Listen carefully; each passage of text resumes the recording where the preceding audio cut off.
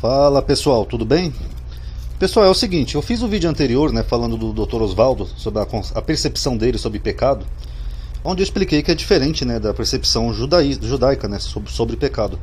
E gerou bastante comentários nesse vídeo, então é até bom que eu tenha um tema novo e diferente para analisar com vocês. Aqui nesse vídeo eu vou analisar 2 comentários que eu recebi e vou falar um pouquinho sobre expiação, tá? Aí depois, mais pra frente, eu faço até algum vídeo explicando sobre os tipos de ofertas, que havia no Velho Testamento, que também é um tema interessante e eu acho que eu nunca abordei aqui no canal, tá bom? E só para deixar claro, pessoal, eu não tenho nada contra nem a pessoa do Dr. Oswaldo, tá? Nem o trabalho dele. Eu não costumo fazer vídeos assim sobre o trabalho dos outros, tá? Eu só fiz aquele vídeo porque eu achei um pouco incomum a informação que ele está transmitindo, dando a entender que Jesus, só pelo fato de nascer, já seria considerado um pecador, e Maria, por ter feito essa oferta aqui que a gente vai ver aqui, ela seria também considerada uma pecadora, tá? Foi isso que eu achei estranho. Inclusive nem foi no canal dele que eu vi, foi no canal do Luiz Fernando, tá? Inclusive recomendo o canal lá. E o Luiz Fernando também está passando por umas dificuldades aí, pessoal. Ele está fazendo um tipo de vaquinha, tá? Que ele precisa de uma prótese. Quem puder ajudar vai ser bom, tá? Então vamos lá. Aqui em Lucas 2:22 está escrito assim: e cumprindo-se os dias da purificação dela. Então olha um detalhe interessante aqui que o autor de Lucas está informando. Ele está falando que ela está fazendo o quê? Um ritual de purificação. Purificação, pessoal, é diferente de expiação. Expiação, nós vamos ver aqui o que é expiação. Expiação é um tipo de penalidade por algum pecado. Agora, purificação não. Então, se fosse um ritual de expiação, ele informaria aqui. Então, só aqui já mata esse argumento de que Maria era pecadora. Porque purificação não é penalidade de pecado. Purificação é um ritual que eu expliquei para vocês, até envolve pureza, que a mulher imunda, tal, não sei o que. Então, aqui já mata todo esse argumento, tá bom? Segundo a lei de Moisés, o levar a Jerusalém, para o apresentar ao Senhor, segundo o que está escrito na lei. Olha, lembra que eu falei para vocês? Se a pessoa está cumprindo a lei, como é que a pessoa é pecadora? Na verdade, no judaísmo é o contrário. Você é um pecador se você viola a lei, transgride a lei. Agora, não tem como você ser um pecador cumprindo a lei. Todo macho primogênito será consagrado ao Senhor, aqui é uma consagração. Todo macho primogênito. Então, como é que o bebê era considerado pecador? Não tem como. Então, a pessoa ia consagrar um pecador para Deus? Não tem como, pessoal. E para darem a oferta, segundo disposto na lei do Senhor, um par de rolas ou 2 pombinhos. Aí teve um rapaz que comentou aqui, pessoal, que nesse versículo aqui, algumas versões da Ferreira de Almeida, eles trazem assim: para expiação do pecado. Realmente tem algumas Ferreiras de Almeida que traz isso, mas isso é um acréscimo da tradução, tá? O texto grego não diz isso aqui, ó. Kaito, não sei o que, aqui tá todo o texto grego, aqui, ó, nomos, que é lei, kyrios, tudo. Não tem essa parte final que algumas bíblias colocam, não tem, tá? Então, isso aí é o erro da tradução, até porque não tem como aqui ser para expiação dos pecados, porque aqui é um ritual de purificação, não de expiação.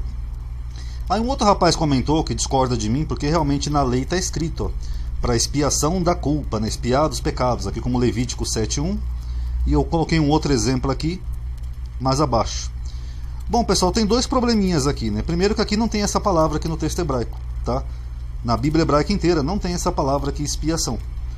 O que nós temos aqui é essa palavra aqui, ó, Hashem.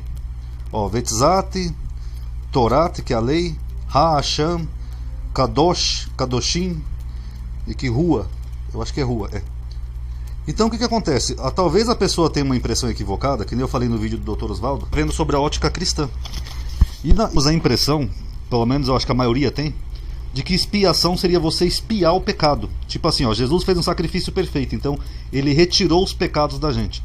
Só que isso não tem como, pessoal. Eu vou até fazer depois um vídeo com aqueles que eu faço preenchendo o fundo, explicando que isso aí não existe. A palavra expiação, mesmo em português, ela é isso daqui, ó. Ela é uma purificação de crimes ou faltas cometidas. É um meio usado para expiar-se, penitência, é um castigo, é um cumprimento de uma pena. É um sofrimento compensatório de culpa.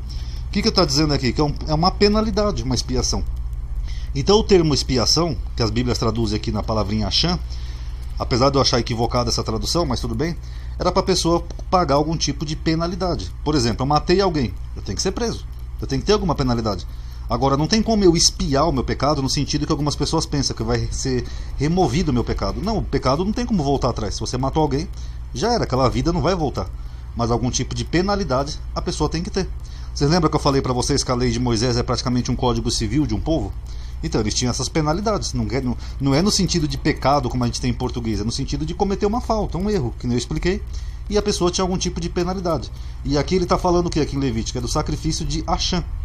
Vamos entender. Tem vários tipos de sacrifício, tá? No Velho Testamento. Uma hora que der tempo eu faço um vídeo até explicando para vocês. Esse tipo de oferta é chamado em alguns lugares como ofertas pela culpa. Outras vezes, pecado por ignorância. Era obrigatório. Um dos propósitos era a expiação de pecados quando a restituição fosse impossível. Que nem, por exemplo, você matou o boi do seu vizinho, caiu no buraco no seu terreno e ele morreu. Não tem como você restituir aquela vida. Então você vai ter que ter alguma penalidade. E olha só que detalhe aqui, só um detalhezinho interessante, ó, um pecado por ignorância. Então se a pessoa peca por ignorância, como é que a gente pode conceber que é o mesmo pecado no sentido cristão que as pessoas têm? Não tem como, pessoal. Deus não castiga quem peca por ignorância. No máximo a pessoa aqui vai ter uma penalidade. Ó, uma característica dessa oferta só poderia fazer essa oferta quando o ofertante não tinha pecado deliberadamente, mas por ignorância ou negligência. Ou quando a pessoa era contaminada. Então, por exemplo, a pessoa sem querer tocou no morto. Era considerada que essa pessoa estava contaminada. Aí foi por ignorância? Foi de propósito? Não, não foi de propósito. Foi por ignorância ou de conhecimento. Então a pessoa era um pecador? Não, pessoal. A pessoa estava cometendo um pecado de Achã. Ou seja, ela tinha culpa, mas não é pecado no sentido que nós temos no cristianismo. Foi um ato sem querer. Como era o sacrifício por culpa ou pecado? Dependendo do tamanho do pecado, o ofensor determinava o tamanho. Ou seja, quem foi ofendido. Tá? Tem esse detalhe aqui também. Da oferta. Então vocês podem ver que é uma coisa bem civil mesmo, que sai até a parte divina, né, de Deus. Lembrando que aqui eu pesquisei em 2 blogs, tá? Num blog judeu e num blog cristão. Esse aqui é de um blog cristão. Quando o sacerdote pecava, a oferta era maior. E quando era também pecado da congregação, a oferta também era maior. Tá? Aqui é de Levítico 4, tá? Quando era feita uma oferta pelo pecado, o sangue era aspergido no tabernáculo na frente do véu, colocado nos chifres do altar e derramado na sua base para representar a ocultação do pecado. Essa oferta era ofertada para fora do arraial. E qual eram os outros tipos de sacrifício pelo pecado de culpa? Em Levítico 5. Esse tipo de oferta era bem interessante também. Eles ofereciam animais ou aves, seja o pecado intencional ou não. Aqui, ó. Então, se você pode sim pecar intencionalmente, é um sinal de que não é um pecado como nós temos na concepção cristã. É quando você comete um erro sem querer. E caso necessário, o ofensor podia fazer a restituição. Ou seja, quem ofendeu. Como eram os sacrifícios pelos pecados? Primeira coisa era o pecador reconhecer o seu erro e depois ele tinha que pagar a sua dívida com a pessoa que ele ofendeu. Isso aqui também eu já falei no vídeo aqui do canal, pessoal, que eu acho até mais sábio isso.